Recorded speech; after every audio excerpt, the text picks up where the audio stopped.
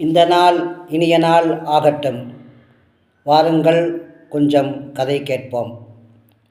முல்லா விகடகவி என்ற அந்த முல்லா, அவர் வீட்டில் அவருடைய மனைவி அவருடைய வீட்டு கொல்லையிலே ஒரு நாள் அந்த கொடிக்கயிற்றில் துணிகளை காய வைத்து கொண்டிருந்தாள்.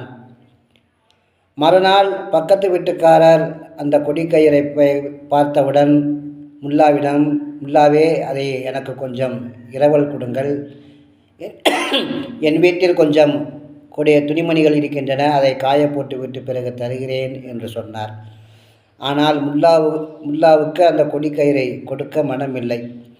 திரும்ப திரும்ப அவர் கேட்டார். திரும்ப திரும்ப முல்லா அதை மறுத்து வந்தார். பிறகு அதை அவர் ஒரு நாள் கேட்கும்போது முல்லா சொன்னார், நான் அந்த கொடிக்கயிற்றிலே கோதுமைகளை காய போடப் போகிறேன் என முல்லா சொன்னார்.